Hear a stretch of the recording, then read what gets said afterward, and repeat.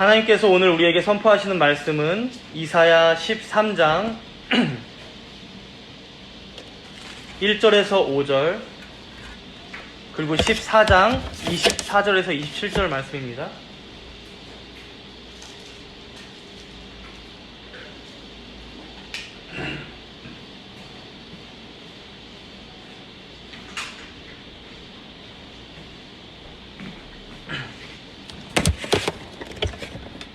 본문 말씀은 이사야 13장 1절에서 14장 27절까지인데 봉독은 이렇게 하도록 하겠습니다. 13장 1절에서 5절입니다. 아모스의 아들 이사야가 바벨론에 대하여 받은 경고라. 너희는 민둥산 위에 기치를 세우고 소리를 높여 그들을 부르며 손을 흔들어 그들을 존귀한 자의 문에 들어가게 하라. 내가 거룩하게 구별한 자들에게 명령하고 나의 위엄을 기뻐하는 용사들을 불러 나의 노여움을 전하게 하였느니라. 산에서 무리의 소리가 나며 많은 백성의 소리 같으니 곧 열국 민족이 함께 모여 떠드는 소리라. 만군의 여호와께서 싸움을 위하여 군대를 거멸하심이로다. 무리가 먼 나라에서 하늘 끝에서 왔으며 곧 여호와와 그의 진노의 병기라. 온 땅을 멸하려 함이로다. 14장 24절에서 27절입니다. 만군의 여호와께서 맹세하여 이르시되 내가 생각한 것이 반드시 되며 내가 경영한 것을 반드시 이루리라. 내가 아수르를 나의 땅에서 파하며 나의 산에서 그것을 짓밟으리니 그때에 그의 멍에가 이스라엘에게서 떠나고 그의 짐이 그들의 어깨에서 벗어질 것이라. 이것이 온 세계를 향하여 정한 경영이며 이것이 열방을 향하여 편 손이라 하셨나니 만군의 여호와께서 경영하셨은즉 누가 능히 그것을 패하며 그의 손을 펴셨은즉 누가 능히 그것을 돌이키랴. 아멘.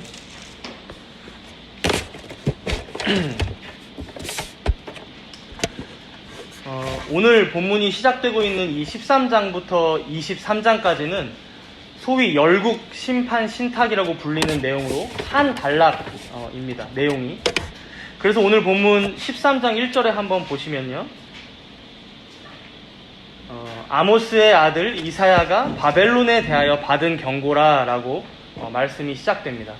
그래서 13장과 14장을 보시면 바벨론에 대한 하나님의 심판에 대한 내용이 예언되어 있고요.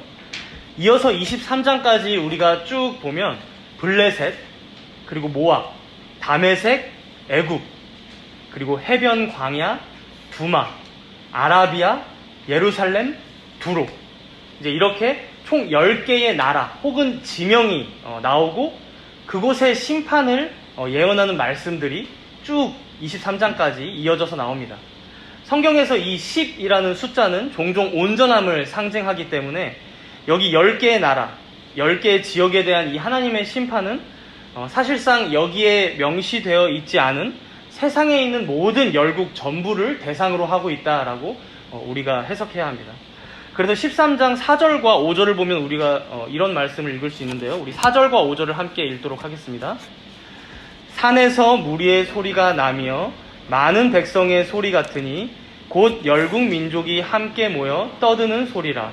만군의 여호와께서 싸움을 위하여 군대를 거멸하심이로다. 무리가 먼 나라에서 하늘 끝에서 왔으며 곧 여호와와 그의 진노의 병기라. 온 땅을 멸하려 함이로다. 13장 4절과 5절이었어요. 만군의 여호와 하나님께서 자신의 군대를 다 모으신 다음에 그 군대로, 그 거룩하신 하나님의 군대로 온 땅을 심판하시겠다라는 말씀입니다. 그러니까 심판의 대상이 단순히 10개의 나라, 10개의 지역뿐만 아니라 온 땅이다, 열방이다 라고 말씀하는 것이죠. 그렇다면 이들은 왜 심판의 대상이 되어야 하는가? 오늘 이제 이 본문이 시작하는 내용이기 때문에 열국 심판 신탁의 시작이기 때문에 그 내용을 서론적으로 알려주고 있는데요. 우리 13장 11절을 함께 읽겠습니다. 11절입니다. 내가 세상의 악과 악인의 죄를 벌하며 교만한 자의 오만을 끊으며 강포한 자의 거만을 낮출 것이며. 하나님께서 심판하시는 날, 이제 여호와의 날에 벌어질 일들을 지금 알려주는 내용 중에 하나인데 무엇을 심판하시는가 봤더니 세상의 악과 악인의 죄를 벌하신다. 그런데 교만한 자의 오만과 강포한 자의 거만을 낮추시겠다라고 하십니다. 한마디로 말하면 악인들의, 이 죄인들의 교만함을 낮추시겠다라는 것이죠. 우리가 여기서 이 교만함이라는 죄에 대해서 잠깐 짚고 넘어가야 할 것 같은데요. 이 교만이라는 단어는 히브리어로 보면 가와라는 이제 단어로 높이다라는 어원에서 유래된 단어입니다. 높이다. 그래서 이제 보통 성경에서 이 교만함이 어떤 의미로 쓰이냐면 자신을 다른 사람들보다 더 높이다라는 의미로 쓰입니다. 다른 사람보다 더 높이다. 문제는 다른 사람보다 더 높이는 정도에서 이 교만함이 그치지 않아서 문제인데요. 우리가 한 장 넘겨서 14장 12절에서 14절을 함께 읽도록 하겠습니다. 12절에서 14절이에요. 14장. 너 아침의 아들 계명성이여 어찌 그리 하늘에서 떨어졌으며 너 열국을 엎은 자여 어찌 그리 땅에 찍혔는고 네가 네 마음에 이르기를 내가 하늘에 올라 하나님의 뭇별 위에 내 자리를 높이리라. 내가 북극 지폐의 산 위에 앉으리라. 가장 높은 구름에 올라가 지극히 높은 이와 같아지리라 하는도다. 여러분, 여기 12절에 등장하고 있는 계명성은 금성입니다. 금성. 우리가 이제 밤에 하늘을 보다 보면 달은 당연히 가장 밝게 빛나고 있죠. 그런데 그 다음으로 밝게 빛나고 있는 별이 하나 있는데 그게 금성이에요. 여러분들이 저거 인공위성 아니야 할 정도로 계속 보이는 그 작은 별, 금성입니다. 이제 새벽에 해 뜨기 전에 보면 그 별이 더 잘 보여서 우리가 샛별이라고도 불러요, 이 금성을. 14장 4절에 한번 보시면요. 14장 4절에 보시면 지금 이 14장 4절부터의 이 단락은, 지금 우리가 방금 읽은 이 단락은 바벨론 왕에 대해서 노래로 예언하고 있는 부분이거든요. 사실상 노래로 슬픈 애가 혹은 약간의 조롱기 섞인 노래를 불러주고 있다라고 볼 수 있어요. 그러니까 이 계명성, 금성, 샛별이 누구냐? 바로 바벨론 왕이라는 거예요. 너가 그렇게 밤에는 화려하게 빛나는 금성과 같았을지 몰라도 아침에 태양이 뜨면 금성이 싹 눈에서 사라지듯이 너의 영광이나 화려함이나 영예, 그런 너의 교만함은 곧 하늘에서 떨어지고 말 거야. 사라지고 꺾이고 말 거야 라고 지금 말씀하고 계신 거죠. 그러면 도대체 이 바벨론 왕이 얼마나 교만했는지 우리가 읽었지만 13절과 14절을 보시면요. 자기 마음에 이르기를 뭐라고 얘기하냐면 내가 하나님보다 더 높아지리라. 내가 가장 높이 올라 지극히 높으니, 즉 하나님보다 더 높아지겠다. 내가 그와 같아지겠다라고 하는 거예요. 그러니까 자신을 하나님과 동등한 위치, 아니 그보다 더 높은 자가 되었다고 말할 정도로 지금 이 바벨론 왕이 교만해져 있었다라는 거예요. 그래서 여러분, 초대교회의 교부들, 그러니까 이제 교회 아버지라고 불리우는 이제 초창기의 그 교부들은요, 이건 보통 사람이 생각할 수 있는 정도의 수준의 얘기가 아니다. 그래서 이 계명성이 사탄을 의미한다라고 해가지고 이제 라틴어로 이 성경, 이 히브리어를 번역했을 때 루시퍼라고 번역을 했어요. 단순히 바벨론 왕에 대한 내용이 아니라 태초에 타락했던 그 사탄, 루시퍼가 바로 이런 방식으로 타락했을 거야 라고 이제 해석했던 거죠. 근데 이제 이게 종교개혁 시대 때 와서는 칼뱅을 비롯해서 많은 목사님들이 이건 지나친 해석이다라고 평가를 했고요. 그럼에도 지금 이 바벨론 왕이 취하는 태도에 대해서는 모두가 동일하게 생각합니다. 충분히 이미 사탄적인 생각입니다. 그죠? 여러분, 에덴 동산에서 뱀이 아담과 하와를 유혹할 때 어떻게 했습니까? 너도 하나님처럼 될 수 있어. 그 선악과를 먹으면. 너 그거 먹고 하나님으로부터 이제 독립해도 돼. 하나님 없이 너 살 수 있잖아. 하나님 말씀하신 거 꼭 지키지 않아도 돼. 너 인생은 너가 개척하고 너가 책임지는 거야. 하나님의 다스림? 하나님의 그런 통치? 필요 없잖아. 네 인생은 네 거야. 그들을 창조하신 하나님께서는 살아계셨고 말씀하고 계셨는데 그것을 외면하고 거부하고 무시하고 내 혼자 힘으로, 내 인생 내 거니까 내 맘대로 하고 싶은 그 생각, 그 교만함이 최초의 범죄가 시작된 뿌리였다는 것이죠. 그래서 여러분, 교회사 가운데 많은 신학자들은요, 이 교만함이 모든 죄의 뿌리가 된다라고 얘기했습니다. 모든 죄의 뿌리가 된다. 모든 죄들의 원천이다. C.S. 루이스라는 학자는요, 교만에 비하면 다른 죄들은 벼룩에 물린 자국과 같다라고 했어요. 그 정도로 하찮다라고 얘기한 거죠. 그래서 하나님께서는 바로 악인들이 가진 이 죄의 뿌리, 이 죄의 원천인 교만을 이렇게 심판하실 거라고 말씀하시는데요. 14장 9절에서 11절을 우리가 함께 읽도록 하겠습니다. 이사야 14장 9절에서 11절입니다.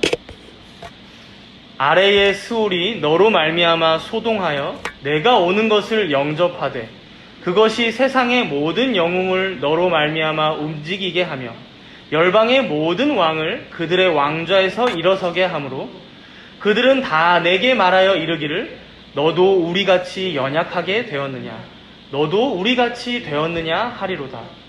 내 영화가 스올에 떨어졌으며 내 비파 소리까지로다. 구더기가 내 아래에 깔리며 지렁이가 너를 덮었도다. 여러분, 우리가 읽은 이 말씀 부분을 보면요, 제가 아까도 말씀드렸다시피 바벨론 왕을 좀 조롱하고 있는 노래라고 했죠. 마치 어떤 영화의 한 장면처럼 지금 이 노래 안에 바벨론 왕을 주인공으로 등장시키는 거예요. 그런데 이 바벨론 왕이 죽어서 스올에 간 거예요. 신과 함께처럼 지옥에 간 거예요. 이제 완전한 지옥 전에 잠깐 이제 들르는 곳이라고 이제 이해하면 될 것 같은데요. 스올은 갔더니 9절에 보시면 자신과 같은 이제 지금까지 큰 제국의 왕이었던 자들이 그 지옥에서 자신을 영접해주고 있어요. 그러면서 하는 말이 10절과 11절에 보니까 결국 너도 우리같이 연약하게 되었구나. 네 영화가 이렇게 스올에 떨어졌구나. 네 비파 소리가 장례 때 아무리 화려하게 울려 퍼졌어도 결국 너도 여기서 우리랑 똑같이 구더기 깔고 지렁이로 이불 덮고 자는 형편에 너도 결국 취해졌구나 라고 지금 어찌 보면 놀리고 있는 거예요. 여러분, 이 장면은 실제로 악인이 이 땅에서 죽었을 때 바로 처하게 될 일일 수도 있습니다. 예수님께서도 부자와 나사로 비유해서 말씀하셨지만, 물론 비유이지만요, 부자가 죽고 나서 음부에 떨어지죠. 그 이후에 어떻게 됩니까? 고통 중에 눈을 들어 멀리 보니까 아브라함 품에 안겨있는 거지 나사로가 있는 거예요.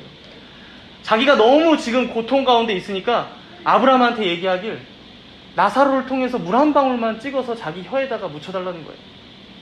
그리고 자신의 형제들이 생각나기 시작하는 거죠. 자신처럼 이 고통받는 스올에 오지 않도록, 음부에 오지 않도록 좀 사람을 보내서 복음 좀 전해달라고 하는 거예요. 사랑하는 성도 여러분, 우리가 세상을 바삐 살아가다 보면 너무 잊고 살아가기가 쉬운데요. 여러분, 천국과 지옥은 실제합니다. 이 땅에 우리가 태어난 이상 누구든지, 우리 유리까지 죽을 때는 천국 아니면 지옥으로 그 즉시 보냄을 받게 됩니다. 물론 이것이 우리가 예수님께서 재림하시기 전까지의 시간이라는 개념이 있기 때문에 이제 그 중간 상태가 어떨지는 이제 우리가 오늘 뭐 본문이나 부자와 나사로 비유나 이런 말씀들을 통해서 추측할 수밖에 없지만, 예수님께서 평생 죄를 지어 오다가 죽기 전에 자신을 영접한 우편 강도에게 뭐라고 말씀하셨습니까? 네가 오늘 나와 함께 낙원에 있으리라. 바울은 한 번 죽는 것은 사람에게 정해진 것이요 그 후에는 심판이 있으리니 라고 말씀했습니다. 너무도 분명하게 이 양편으로 갈리는 인생의 종말을 우리는 듣고 알고 있다는 것입니다. 그렇다면 우리는 우리에게 맡겨진 인생을 어떻게 살아가야 하겠습니까? 사랑하는 여러분, 이 죽음 앞에서, 이 영원한 심판대 앞에서 과연 우리 인생에 무엇이 중요한지 우리는 다시금 생각해 봐야 한다는 것입니다. 우리가 알고 있지만 이 바벨론 제국의 영화는 대단했습니다. 가끔 여러분 뭐 바벨론 제국에 대한 EBS 다큐프랑 이런 거 보시면 좋은데 몇 부작으로 된 거.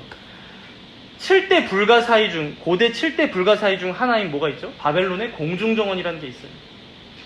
층층이 있는 그 탑이 이제 위로 올려져 있는데 7층까지로 되어 있는 걸로 아는데 아마 100m가 넘는 걸로 알아요. 바벨론 왕이 자신의 아내를 만족시켜 주고자, 북쪽에서 온 자신의 아내를 만족시켜 주고자 이제 정원을 꾸민 그건 공중정원인데요. 이제 지금도 불가사의한 것은 어떻게 그 높은 데까지 물을 끌어올려서 그 큰 나무들과 풀과 꽃이 자라게 했는지 모른다는 거예요. 그 당시 기술로. 또 자신들의 우상에게 이제 제사 드리고자 탑처럼 쌓았던 지구라트라는 게 있죠. 그래서 지금도 저기 중동 지방에 가면 지구라트가 남아있는 게 있는데, 이제 그게 바벨탑이지 않았을까 이제 추측하기도 하죠. 메소포타미아 지역에 지금도 가면 그게 그런 터가 수천 개가 나온답니다. 이제 성경에도 등장하는, 사실 이사야서도 읽다 보면 나중에 나오는데 느부갓네살 왕이 등장하죠. 바벨론 왕. 그 왕이 건축했다는 이슈타르의 문은 또 어떻습니까? 여러분들 보신 적이 있을 거예요. 이미지. 파란 벽에 사자가 그려져 있어가지고 양편으로 막 길게 늘어서져 있는 그 대로, 그리고 그 큰 문, 지금도 이제 박물관에 조그맣게 해서 뭐 유럽에 가면 복원시켜 놓은 곳도 있다고 하는데, 그 문을 통해서 이제 대군들과 병거들이 왔다 갔다 하면서 그렇게 모든 땅들을 다 정복했던 게 바로 바벨론 왕이었어요. 당시 아수르라는 가장 잔인하고 강성했던 제국을 무너뜨리고 이 넓은 지역의 패권을 잡았던 게 이 바벨론 제국이었다면, 여러분 생각해 보십시오. 이 바벨론 왕이 무서운 게 뭐가 있었겠습니까? 가지지 못한 게 무엇이 있었겠습니까? 온 땅에 있는 권세도 명예도 물질도 다 자신의 것이었어요. 그러나 사랑하는 여러분, 그의 인생의 결말에 결코 피할 수 없는 이 죽음 앞에서, 이 심판 앞에서 그 모든 것이 무슨 소용이 있습니까? 수올에 갔더니 다른 제국의 왕들이 반겨요. 아수르의 왕도 있어요. 애굽의 왕도 있어요. 블레셋의 왕도 있어요. 근데 그들이 말하길, 너도 결국 우리와 같이 죽었구나. 너도 우리와 같이 연약하게 되었구나. 인생 길 줄 알았지? 끼케야 100년이야. 우리가 그 수많은 영화를 누려봤지만 결국 우리는 이렇게 영원한 지옥에 떨어지고 말았어. 그 수많았던 돈과 명예는 온데간데 없고, 이제 우리가 누울 자리 뭐 하나 남았냐? 구더기. 우리가 덮을 거 뭐 하나 남았냐? 지렁이.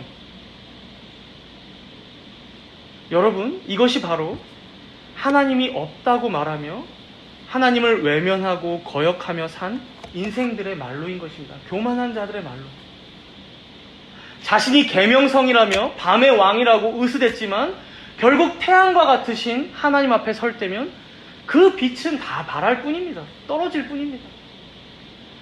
이 땅에 존재하는 모든 만물은요, 창조주이신 하나님 없이 단 한순간도 존재할 수도 그리고 살아갈 수도 없습니다.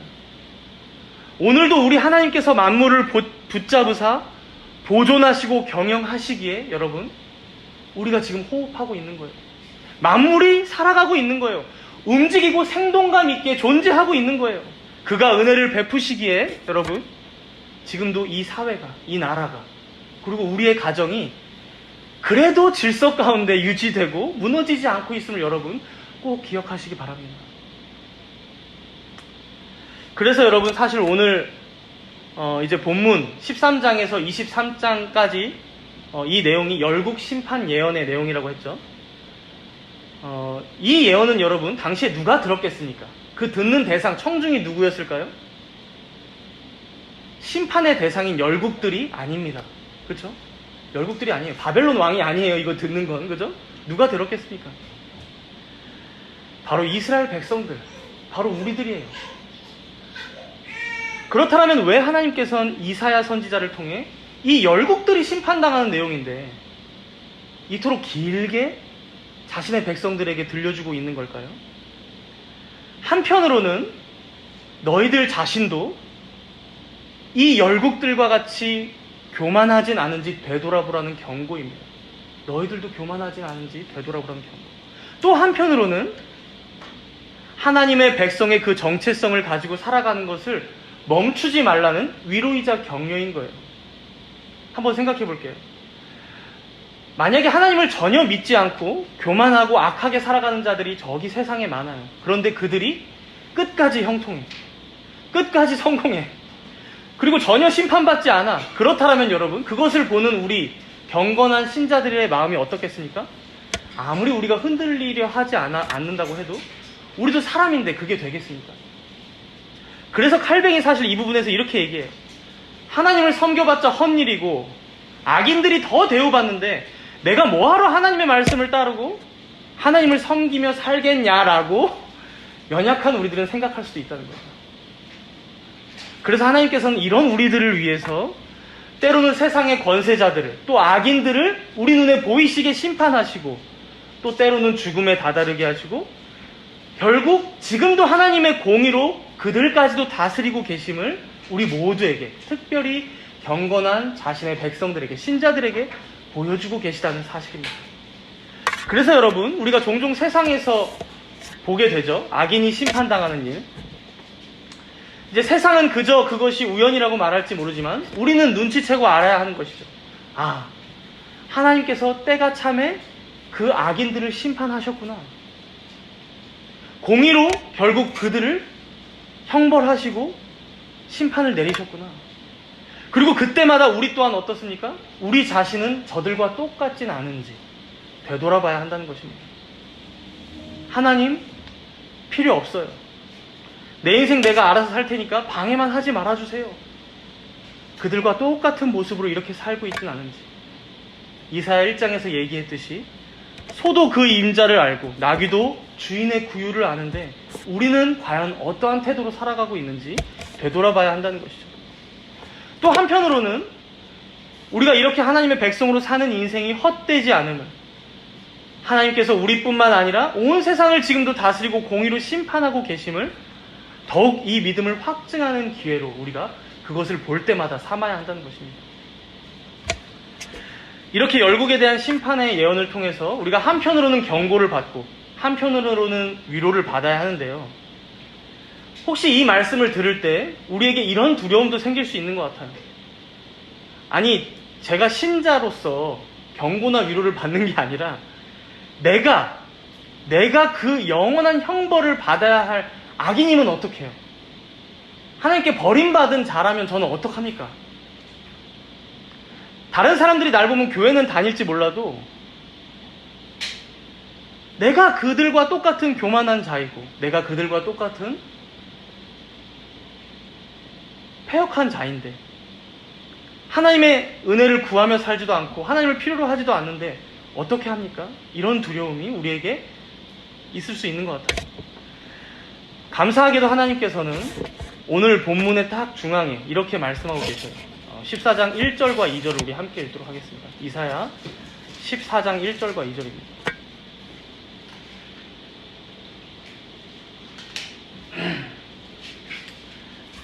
(14장 1절과 2절입니다) 여호와께서 야곱을 긍휼히 여기시며 이스라엘을 다시 택하여 그들의 땅에 두시리니 나그네 된 자가 야곱 족속과 연합하여 그들에게 예속될 것이며 민족들이 그들을 데리고 그들의 본토에 돌아오리니 이스라엘 족속이 여호와의 땅에서 그들을 얻어 노비로 삼겠고 전에 자기를 사로잡던 자들을 사로잡고 자기를 압제하던 자들을 주관하리라.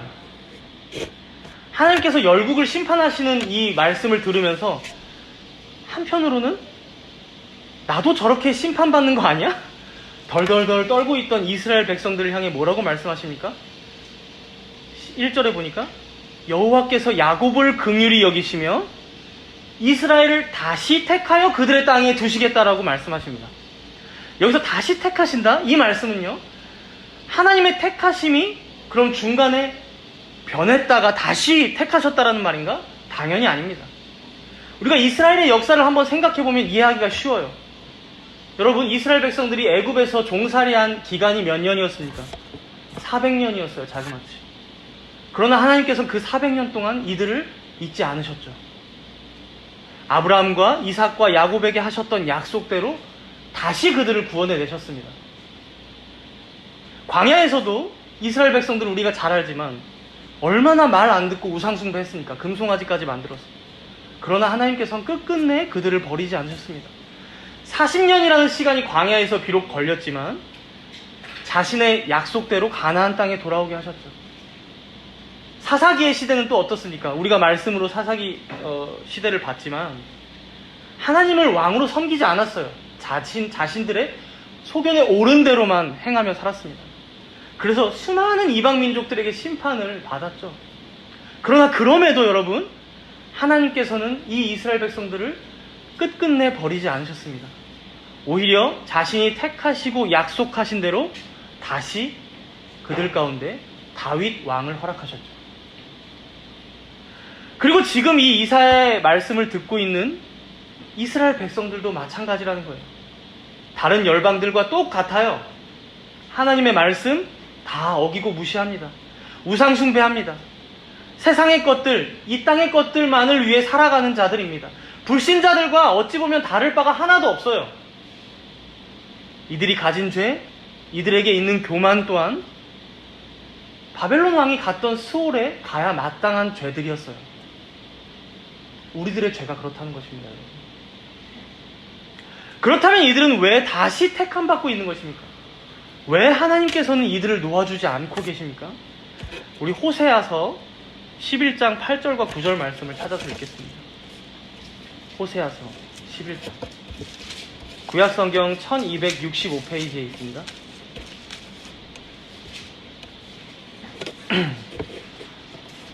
호세아는 이사야 선지자와 동시대에 활동했던 북이스라엘의 선지자였습니다.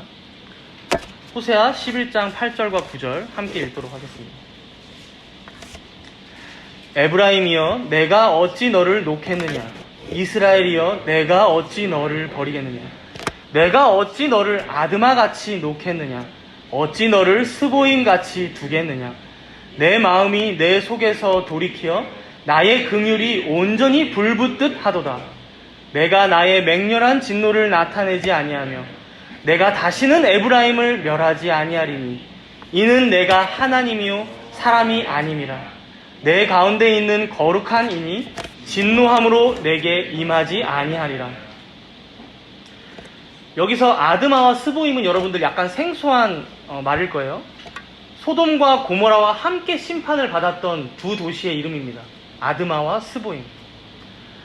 내가 어찌 아드마와 같이, 어찌 스보임과 같이 너희들을 그냥 내버려두고 죄 가운데 그냥 심판하고 그냥 포기하겠느냐라고 말씀하시는 거예요.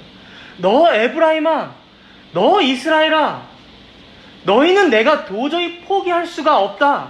내가 영원전에 너희를 선택하여 구원하기로 작정했기 때문에 오히려 내 속에 긍휼이 불붙듯 한다는 겁니다. 오히려 내 속에 긍휼이, 사랑이. 여러분, 만약에 하나님께서 우리와 같은 사람이었다면 진즉에 포기했을 거예요. 우리들은 다 놓아버리시고, 야 나도 이제는 못하겠다. 밥 없는 너네들 도대체가 너네들은 그냥 포기할 거야. 니네들 네 맘대로 살다가 죽든 말든 해 라고 포기하셨을 것 같아요. 사람이었다면요. 그러나 사랑하는 여러분, 성경에서 말하길 하나님의 부르심에는 후회가 없으시다고 말씀하십니다. 민수기 23장 19절은 이렇게 말씀합니다. 하나님은 사람이 아니시니 거짓말을 하지 않으시고 인생이 아니시니 후회가 없으시도다.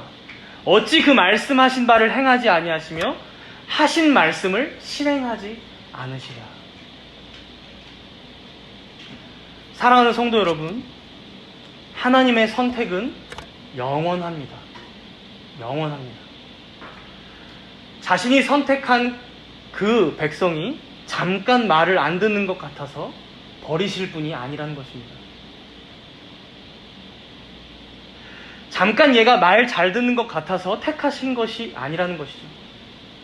이런 우리의 부족함, 패역함, 연약함, 나태함, 게으름, 그리고 교만함, 이런 것은 전혀 상관없이 하나님께서는 오직 자신의 기쁘신 뜻대로 여기 있는 여러분들을 한 명 한 명 택하사 이 자리까지 부르셨다는 사실입니다. 이것을 도르트 신조 첫째 교리 7항에서는 이렇게 고백합니다. 주보에 있는데요. 우리 함께 한 목소리를 읽도록 하겠습니다. 제가 카카오톡에도 올려놨으니까 폰으로도 보시면 돼요. 도르트 신조 첫째 교리 제7항 함께 읽겠습니다. 선택은 하나님의 변하지 않으시는 결정이다. 그 결정에 따라 하나님께서는 창세전에 오직 은혜로 하나님의 자유롭고 선하신 뜻에 따라서 자신들의 잘못으로 원래 흠없는 상태에서 죄와 파멸 가운데 빠진 온 인류 가운데서 정하신 수의 사람들을 그리스도 안에서 구원하기로 택하셨다. 택함 받은 사람들이 택함 받지 않은 사람들보다 더 낫거나 어떤 택함 받을 만한 자격이 그들에게 있어서 택함 받은 것이 아니다. 모든 사람이 똑같은 비참 가운데 놓여 있었다. 그러나 하나님께서는 그리스도 안에서 다음과 같은 일들을 행하셨는데 영원전에 그리스도를 모든 택함 받은 사람의 중보자로 그들의 머리로 그들을 구원하시는 기초로 정하셨다. 그 다음에 하나님께서는 택하신 자들을 그리스도께 주시기로 그리스도로 말미암아 그들이 구원받게 하시기로 그들이 그리스도와 교제하도록 하나님의 말씀과 성령님으로 그들을 효과적으로 부르시기로 이끄시기로 작정하셨다. 다시 말해서 하나님께서는 택하신 자들이 그리스도를 참되게 믿으며 그들이 의롭다함을 받으며 그들이 점점 거룩하게 되며 하나님의 아들이신 그리스도와 그들이 나누는 교제를 권능으로 지키신 후 마침내 택하신 자들이 영화롭게 되도록 작정하셨다.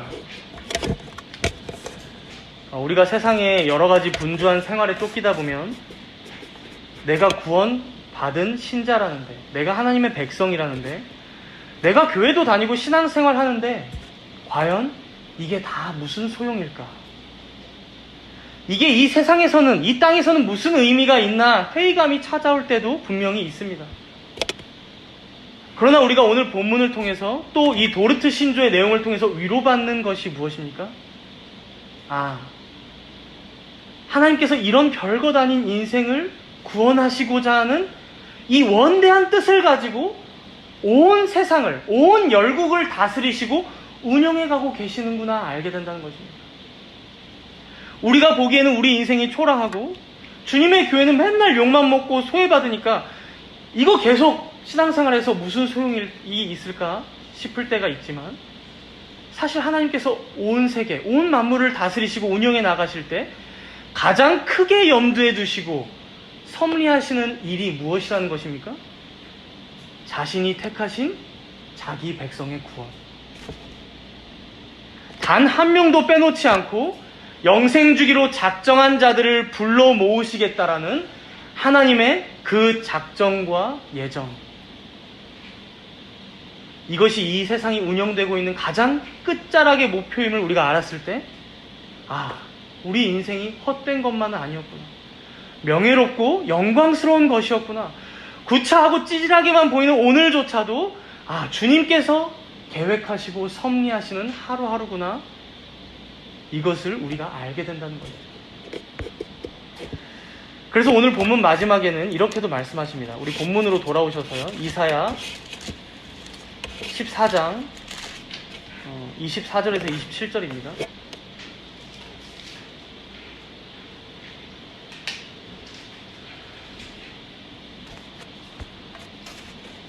14장 24절에서 27절 함께 읽겠습니다.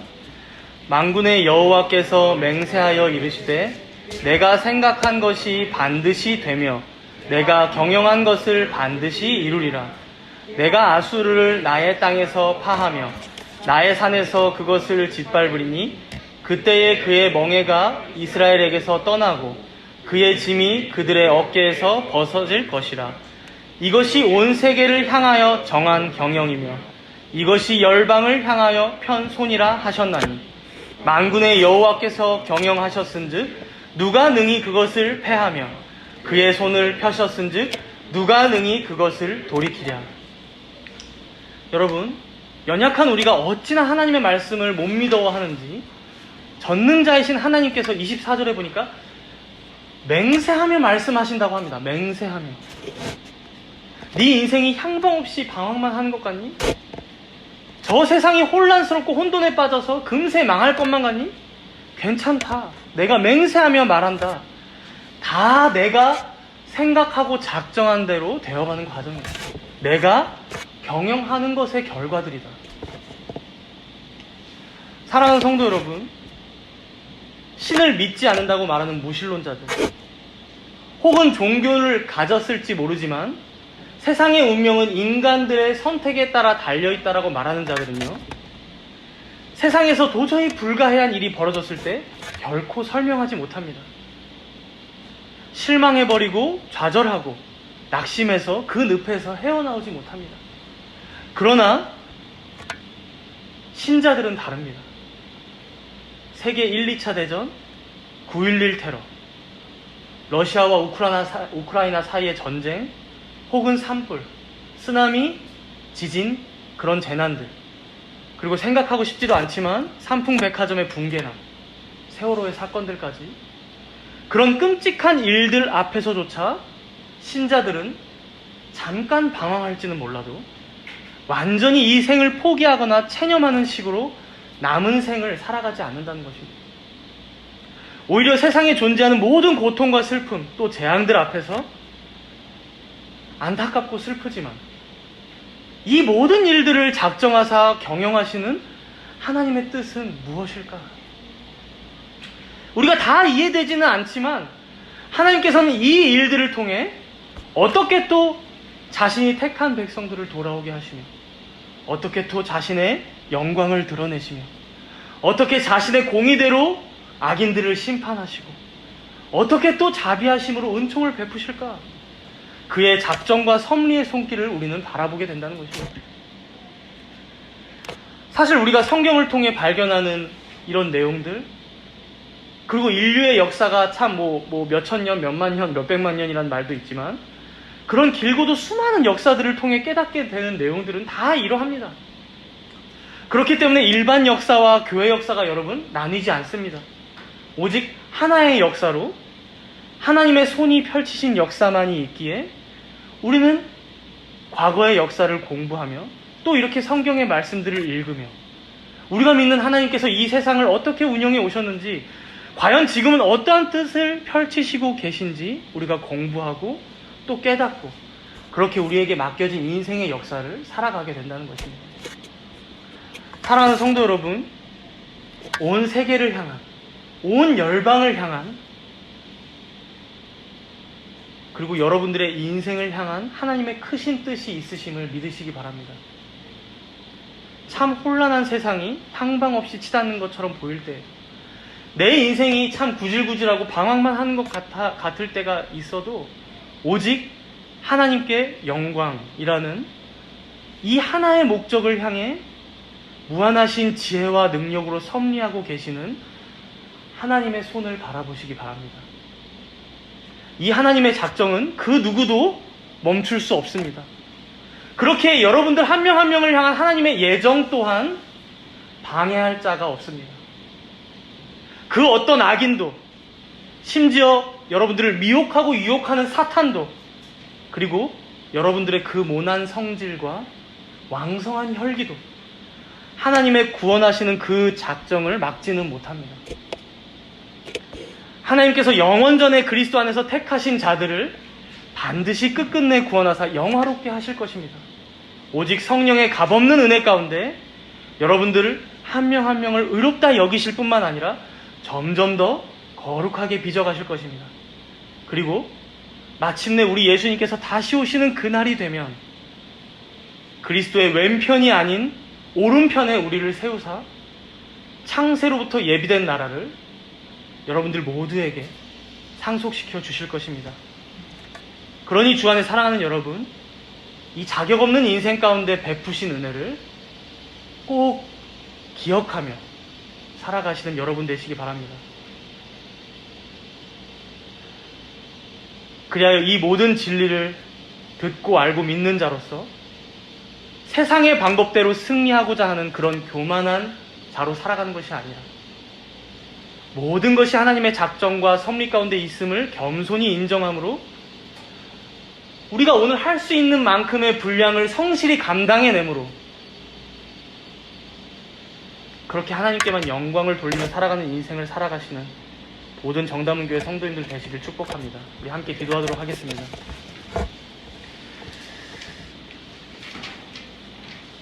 주님, 저기 다른 사람들이 아닌 바로 우리가 가장 교만한 자들임을 고백합니다. 매 주일 이렇게 모여서 하나님의 말씀을 들으면서도 불순종하고 내 고집과 아집을 꺾지 못하며 여전히 내 힘으로만 인생을 살아가고자 발버둥치는 교만한 자가 바로 우리들입니다. 주여, 회개하며 나아가오니 이런 우리의 교만함을 꺾으시고 겸손한 가운데 모든 것을 주님께만 의탁하고 의존하며 살아가는 우리 모두가 되게 하여 주시옵소서. 또한 이런 우리임에도 변하지 않으시며 후회하지 않으시는 선택과 예정 가운데 여기 있는 한 명 한 명을 택하사 부르셨음을 우리가 다시금 오늘 말씀을 통해 들었습니다. 이 은혜에 감사함으로 새 생명 가운데 행하며 살아가는 우리 모두가 되게 하여 주시옵소서. 우리 함께 잠시 동안 조용히 회개와 감사와 결단의 간구로 나아가도록 하겠습니다.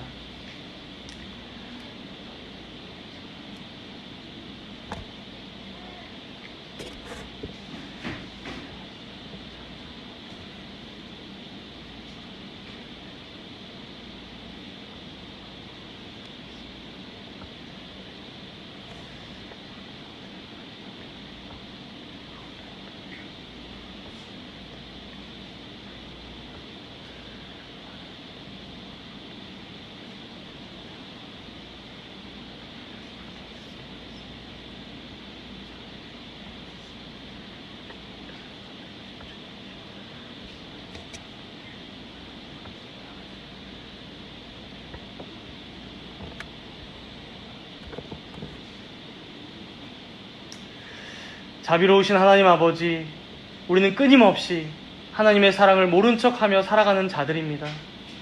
어찌나 있기도 잘 있는지 당신의 뜻과 작정과 계획과 섭리와 그의 사랑과 경영하심에 대해 듣고서도 신뢰하지 못하며 살아가는 자들입니다. 우리는 오늘도 또 돌아가서 하나님을 신뢰하기보다 내일 일을 염려하고 걱정하며 살아가게 될지 모르겠습니다. 하오나 주님, 이제는 우리가 한 걸음씩 하나님께 더욱 나아가는 자들이 되게 하여 주시옵소서. 이제는 우리가 성령의 강권적인 은혜 가운데 점점 더 성숙하여지고 거룩하여지는 자들이 되게 하여 주시옵소서. 비록 그 과정이 지난하고 험난할지 모르지만 하나님께서 택하사 부르시고 구속하신 대로 또한 영화롭게 하실 줄 믿사오니 착한 일을 시작하신 주님, 마지막 날까지 우리를 붙들어 주사 이 땅에 살아가는 날 동안 하루하루를 하나님 앞에 성실하고 의미 있게 감당하는 우리 모두가 되게 하여 주시옵소서.